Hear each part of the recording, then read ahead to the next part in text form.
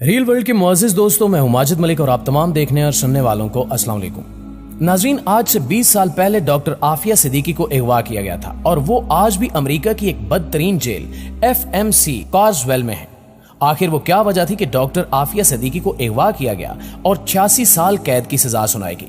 آخر انہوں نے ایسا کیا فارمولہ تیار کیا تھا جس سے امریکہ خوفزدہ تھا؟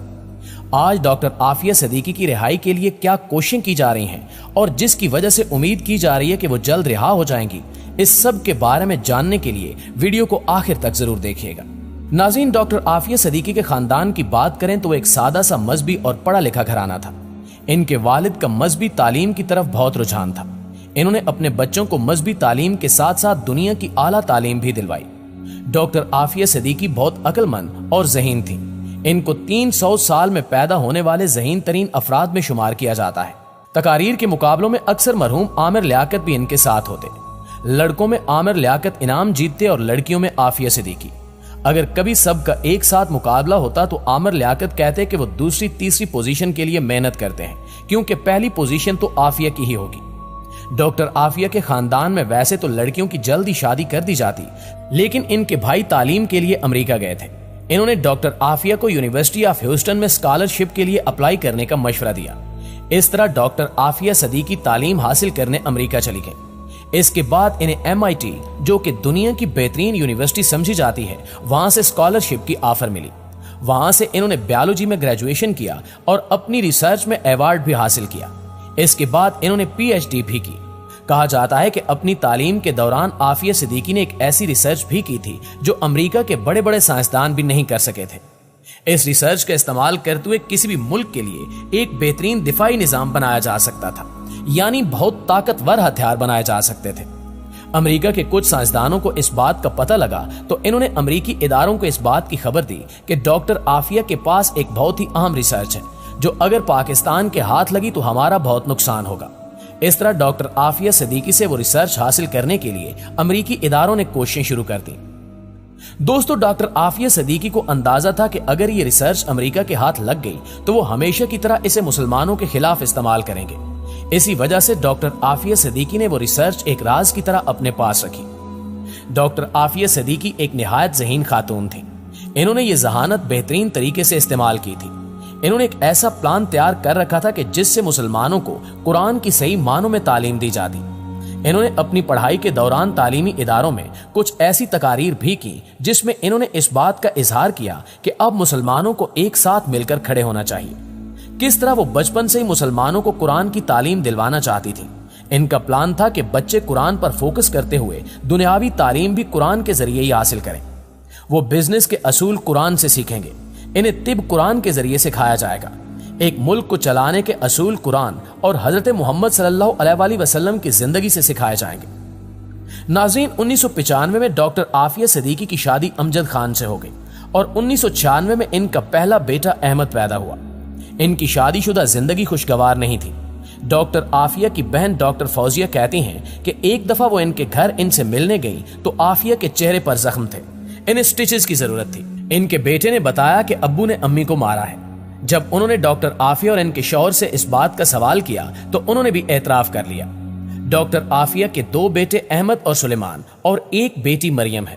ان کی شادی کامیاب نہیں ہو سکی اور 2002 میں ان کی طلاق ہو گئی، جس کے بعد ان کے سابق شوہر عافیہ پر الزام لگاتے رہے کہ وہ ایک خطرناک خاتون ہے جو دہشت گردی میں ملوث ہے۔ حیرت کی بات یہ ہے کہ اس کے باوجود اس نے اپنے بچوں کو مکمل کسٹڈی ڈاکٹر عافیہ کو دے دی۔ یہ بات یہ ثابت کرنے کے لیے کافی ہے کہ ان کے سابق شوہر کے لگائے گئے الزامات مکمل جھوٹ تھے۔ کچھ رپورٹس کے مطابق ڈاکٹر عافیہ کے شوہر امجد امریکہ کی طرف سے کی گئی سازش میں ملوث تھے۔ وہ اس مقصد سے بھیجے گئے تھے کہ ڈاکٹر عافیہ سے ان کی ریسرچ حاصل کرنے کی کوشش کریں، لیکن جب کامیاب نہ ہوئے تو ڈاکٹر عافیہ کو طلاق دے دی اور ڈاکٹر عافیہ کو اغوا کرنے کا منصوبہ بنایا گیا۔ دوستو، امریکہ میں 12 سال رہنے کے بعد 2002 میں ڈاکٹر عافیہ اپنی فیملی کے ساتھ پاکستان واپس آئیں۔ 31 مارچ 2003 کے دن کراچی میں ڈاکٹر عافیہ اپنے 3 بچوں کے ساتھ ایک ٹیکسی میں سوار ہوئیں۔ وہ اسلام آباد کی فلائٹ کے لیے ایئرپورٹ جا رہی تھی، لیکن راستے میں کچھ لوگوں نے ان چاروں کو روکا اور ٹیکسی سے نکال لیا۔ اگلے 5 سال یعنی 2008 تک وہ سب غائب رہے۔ 2008 میں امریکی اداروں کی طرف سے ڈاکٹر عافیہ کے گھر والوں سے رابطہ کیا گیا और डॉक्टर आफिया के बड़े बेटे अहमद को डॉक्टर आफिया के घर वालों के हवाले कर दिया गया। इसके बाद से वो अपनी खाला डॉक्टर फौजिया और अपनी नानी के साथ रहता है। इसके बाद 2010 में डीएनए टेस्ट के बाद डॉक्टर आफिया की बेटी मरियम को डॉक्टर फौजिया के हवाले कर दिया गया। डॉक्टर आफिया को अफगानिस्तान में बगराम डिटेंशन सेंटर में रखा गया था। 2006 में मुअज्जम बेग की किताब एनिमी कॉम्बेटेंट के नाम से आई। मुअज्जम बेग बगराम और ग्वांतानामो जेल में कैदी रह चुके थे। उन्होंने अपनी किताब में यह जिक्र किया कि बगराम जेल में इन्हें एक औरत की इंतहाई दर्दनाक चीखें सुनाई देती थी। वहां एक औरत कैदी नंबर 605 और the grey lady of Bagram के नाम से मशहूर हो गई थी। कुछ लोगों ने यह ख्याल किया कि हो सकता है कि वो डॉक्टर आफिया ही हो, लेकिन ये बात यकीन के साथ नहीं कही जा सकती थी। 2008 में डॉक्टर आफिया को कैद से रिहा किया गया और इनके पास एक बच्चे को लेकर गए जिसके बारे में कहा कि यह आपका बेटा अहमद है।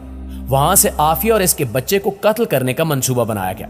यहां से कहानी के दो रुख शुरू होते हैं। अफगानिस्तान की तरफ से कहानी का यह रुख सुनाया जाता है कि डॉक्टर आफिया को उसके बच्चे के साथ गवर्नर हाउस की तरफ जाने के लिए कहा गया था, लेकिन वो गवर्नर हाउस की तरफ जाने की बजाय मस्जिद की तरफ गई और कमजोरी की वजह से गिर गई। जबकि दूसरी तरफ अमेरिका की तरफ से यह बयान दिया जाता है कि इनके फौजियों के पास यह खबर थी कि एक दहशतगर्द औरत आएगी जो देखने में बहुत कमजोर लगेगी लेकिन बहुत खतरनाक है। इसके साथ एक बच्चा भी होगा। हुक्म दिया गया था कि जैसे ही उस औरत को देखो फौरन उसे कत्ल कर दो। तो उन्होंने इनको देखते ही शूट कर दिया और कत्ल कर दिया गया। ये एक झूठी खबर थी जो यकीनन इनके घर वालों और पाकिस्तानी कौम के लिए बहुत तकलीफ दे रही। डॉक्टर आफिया पर इल्जाम लगाया गया कि इन्होंने अमेरिका के फौजी अफसरों पर कातिलाना हमला करने की कोशिश की है, जबकि ऐनी शाहिदीन के मुताबिक आफिया इतनी कमजोर हालत में थी कि मस्जिद की दीवार के करीब गिर गई थी। दोस्तों, सवाल यह है कि इस हालत में इन्होंने फौजी अफसरों पर हमला कैसे किया। यकीनन ये एक बहुत बड़ा और झूठा इल्जाम था जो डॉक्टर आफिया पर लगाया गया था। 2010 में अमेरिकी अदालत में समाअत हुई और डॉक्टर आफिया को कोर्ट में पेश किया गया।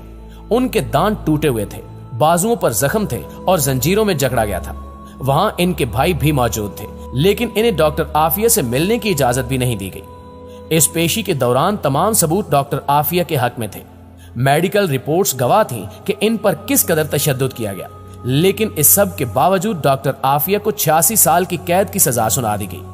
आज डॉक्टर आफिया अमेरिका की FMC कॉर्सवेल जेल में है, जिसे जहन्नुम के गड़े से तशबीह दी जाती है।